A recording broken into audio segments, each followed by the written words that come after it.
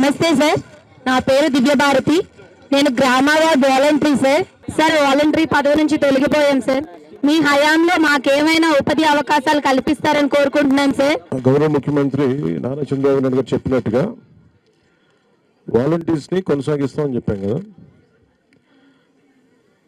దాని అధికారులతో వెళ్ళి చూస్తే అసలు మీరు వాలంటీర్స్ ఎవరు కూడా ఏ విధంగా గవర్నమెంట్కి సంబంధం లేకుండా చేశారు. వైసీపీ వాలంటీర్స్ని వంచింది. ఉద్యోగాలు వాళ్ళకి ఏ విధమైన జీవో లేదు కదా, ఏ విధమైన జీవో ఇవ్వలేదు మీకు. తిరిగి ఇప్పుడు మనం ప్రభుత్వం మీకు ఒక పర్మిషన్ ఇచ్చి, గత ప్రభుత్వం ఇది అఫీషియల్గా ఇది ఇస్తే వాళ్ళు చాలా వంచనతో చేశారు. సో తిరిగి ఇప్పుడు తీసుకొద్దామంటే అసలు దానికి సంబంధించిన ఏ విధమైన పేపర్ వర్క్ లేదు,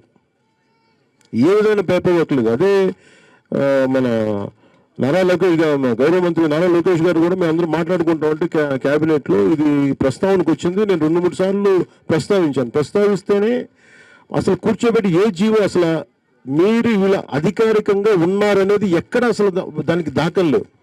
మీకు గవర్నమెంట్ నుంచి శాలరీస్ రాలా, వాలంటీర్స్ అందరికీ కూడా మీరు చూస్తే గవర్నమెంట్ నుంచి శాలరీస్ రాలా.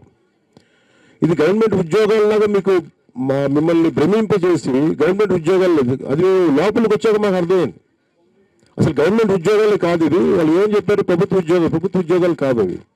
సో అందుకని దానికి ఏం చేయాలి, ఎలా చేయాలి అనేది ఒకసారి మన అధికారులతో మాట్లాడుతాను. అసలు గవర్నమెంట్ ఉద్యోగాలు కాని వాటికి ఎట్లా చేయాలి ఏంటి అనేది ఇది ఒకసారి గత ప్రభుత్వం చేసిన తప్పు. కానీ వీటన్నిటికీ మించి మీరు బీఈడీ చదివారా, మీరమ్మా డిగ్రీ చేశారా?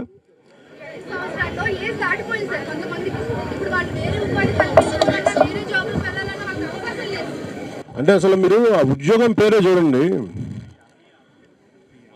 వాలంటీర్ అంటేనే ఇష్టంగా రావడం, అంతేగాని దాని వెనక మీరు అప్పుడు ప్రభుత్వం పెట్టినప్పుడు చాలా తెలివిగా పెట్టారు. రేపు పొద్దున మీరు గట్టిగా మాకు ఉద్యోగం అంటే ఉద్యోగం కాదు, మీరు వాలంటీర్ చేశారు, ఇష్టపూర్వకంగా వచ్చారు, మీరు సేవ చేస్తానని వచ్చారు తప్ప దానికి తగ్గట్టుగా అది జీతం అని పెట్టలేదు. దానికి ఏంటంటే ఆందోళనమో గ్రాట్యుటీ అని పెట్టారు.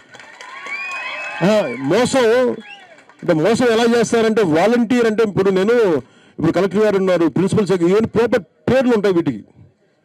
క్లాస్ 4 ఎంప్లాయ్, క్లాస్ 3 ఎంప్లాయ్, దీనికి ఏమి లేదు. వాలంటీర్కి నేను ఇష్టపడి రెడ్ క్రాస్ వాలంటీర్స్ ఎలాగో విలేజ్ వాలంటీర్స్, విలేజ్ బాగు కోసం మేము వస్తాం, దానికి గౌరవార్థం మేము మీకు కొంత డబ్బు ఇస్తాం.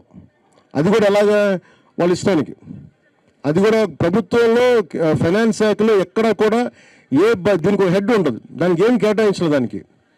సో చాలా తెలివిగా ఉద్యోగాలు ఇచ్చినట్టుగా ఇచ్చి ఒకలాగా మనకి చదువుకున్న యువతని వంచారు. సో ఇప్పుడు తిరిగి మొన్న క్యాబినెట్లో మాట్లాడుతూ ఉంటే ఏ విధంగా మన ప్రిన్సిపల్ సెక్రటరీ గారు, చాలామంది ఆర్థిక శాఖ నుంచి అందరూ కూర్చున్నా కానీ ఎటు చూసినా అసలు కనిపించట్లేదు. అది ఏ హెడ్ కింద ఇచ్చారంటే ఎలా ఇచ్చారో ఎవరికి తెలియట్లా. అంటే 25,000 కోట్లు అడ్డగోలుగా ఎలాగ వాళ్ళు సారాద వ్యాపారం దోచేశారో, 1,00,000 కోట్ల పైన అంటున్నారు. బట్ యాజ్ ఆన్ ఇప్పుడు నాకు 2 నెలల క్రితం అనుకుంటే 25,000 అడ్డగోలుగా దోచేశారని, 25,000 కోట్లు మీరు ఊహించుకోండి. సో ఇట్లాంటివన్నీ మనం సవరణ చేసుకుంటూ వస్తున్నాం. ఖచ్చితంగా వాలంటీర్స్ మీరు జీవితాలు బాగుండాలని మనస్ఫూర్తిగా కోరుకున్నాము. దాని తగ్గ నేను ఎదుగుతాము.